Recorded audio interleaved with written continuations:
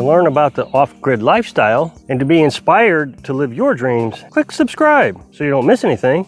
Hit the bell notification. So I'm back at the tiny house build again today. I don't know why I say that anymore. It's pretty much all my channel's turned into is building the tiny house. Where's the off-grid? Well, we're off-grid. We got solar panels down there, wood heat. It's kind of nice. Here we're getting into the mid part of November and it's gonna be up in 70s today. It's gonna be a beautiful day. So yesterday I told you that I was taking a day off. I was making too many mistakes. My brain was scattered in too many different directions. I really didn't do much yesterday. I caught up on some of my actual work, my paying job work. Got that stress off of me. I was able to finish up a little early and just kind of hang out and not do anything. I really feel a lot better today. So today I'm a little bit more energized. I can already feel it. I'm pretty excited. I'm gonna put in the soffit or gutter plate or gutter board or whatever we call it. I get corrected all the time in the comment section of what I'm calling things, and then when I go Google it, there's a million different ways to say it. So the corrections aren't necessary. If you think it's called something else, then call it something else. I'm gonna put that up today. Got it painted, got it all cut out, got the trim board up, or well, it's just kind of hard to see, but that board is gonna be used to press that gutter board up to, and then we'll screw it into that 1x4. A lot of people have been asking me about is, am I gonna vent the attic? Am I gonna vent the gutter board? Am I gonna put vents in there? You're gonna have to have vents, your attic's gonna mold. Okay, my attic's gonna work a little different. My attic is gonna be like an air bubble. So I'm going to insulate the ceiling of my house, just like everybody does. Well, then that leaves the attic portion in most houses is exposed. And so you want that ventilation to go through there. Well, what I'm gonna do is not only insulate the ceiling, but I'm also gonna insulate the roof. So I'm gonna have a pocket in between the two layers of insulation, 3 foot tall as a matter of fact, at the peak, of air. Now that pocket of air will act as like an insulator also. And so from all the research that I can come up with, this pocket of air kind of works like bubble wrap, and bubble wrap can serve as kind of like an insulator. Now I realized that last time I mentioned this, I talked about double pane windows. So in a double pane window, you have a barrier of empty space that serves as an insulator. Now, when I said that, I was using it as an example, but when I said that, a lot of people came back and said, no, that's argon gas in there. Okay, so they just put an inert gas in it, that's all they did. The house is still gonna have a gas in it, it's just gonna be regular, breathable air, nitrogen and oxygen, carbon dioxide, and, whatever. It's still gonna be a bubble of air. It's not inert. Inert means it's not flammable or anything, but the principle is the same, that air, the argon gas, whatever you wanna use, serves as an insulator. So in my mind, from everything I can research, I'm actually getting more bang for my buck.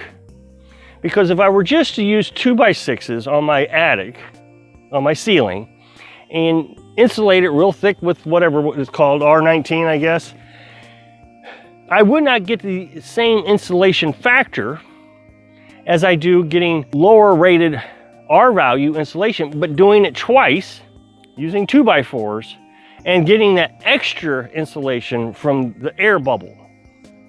Now, the other thing is we're gonna have it kind of serve as a room also. Now, I lived in an old stone house, huge stones. That's what the siding was just old, big stones. It was made in the 30s.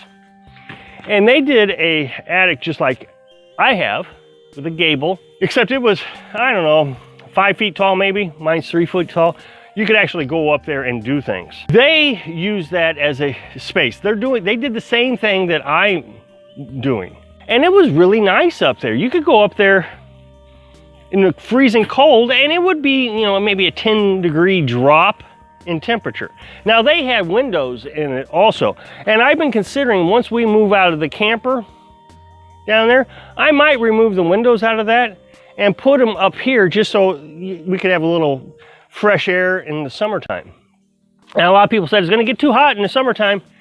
Well, again, I think with, you know, proper ventilation, making sure that the air bubble does its job. It might get a little warm up there, but I don't think it's going to harm canned foods. It's not going to get up to the temperatures where we're going to actually destroy canned foods. So we're going to use it as a storage area.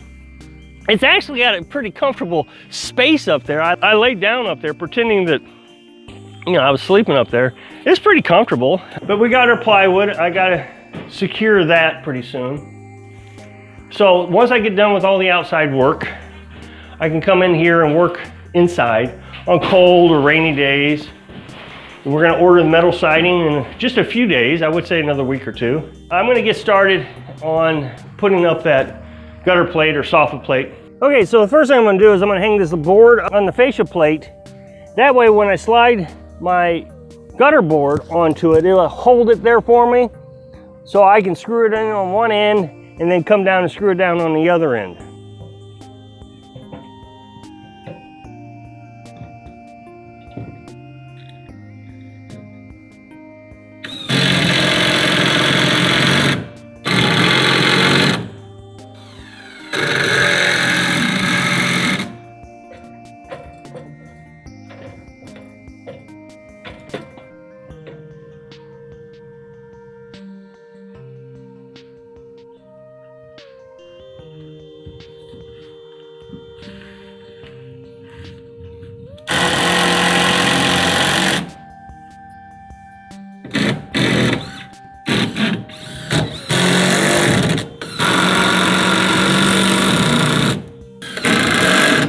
It's hard to see in the camera, but I'll have to make a cover plate on this side, which is at an angle cut.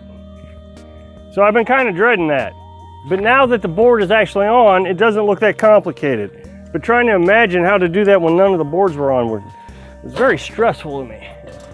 I guess I should stop worrying so much about future projects and just wait until something comes together. Okay, so we're up here now on the ladder. This is the soffit plate or the gutter board or whatever you want to call it. And so now it's attached to the edge of the overhang. And now you can see why I had to put the 1x4 there. The 1x4 just simply holds the gutter board. Now for those who think that this is going to rot away and it's not going to work, this is, first it's not exposed to anything, but if it does rot, it's just so simple to replace. I got 6 screws, I think. Take out 6 screws, paint another board, put it back up there, or I can just go get the plastic stuff. Either way, this is not a complicated thing. Okay, so I was telling you earlier about an angle that I'm gonna have to cut. I gotta cover this, so I gotta cut a piece of OSB to cover that. So what I'll do is I'll measure from here to here, find out what that dimension is. I'll measure from here to here, so then we'll have the angle, and then I'll just measure across, and that'll give me the size I need. Wish me luck.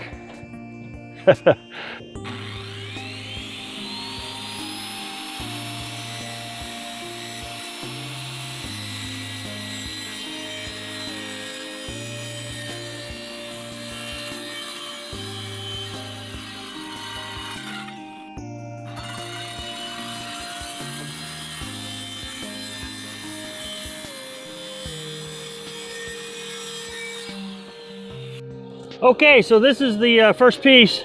I'm going to take it down to the other side, make sure it fits the other side also. It should, you know, it's just a mirror image over there. So I'll take it over there, make sure it fits, and then if it does, I can just trace this out and cut it again. Now the other side of the house is much smaller by, like, I think almost 2 inches.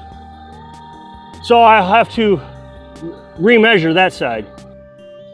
I don't know how well you can see, but I've got it, my angle plate put on. I've got all the soffit or gutter board or whatever you want to call it put on. And so now birds can't fly in on rainy days.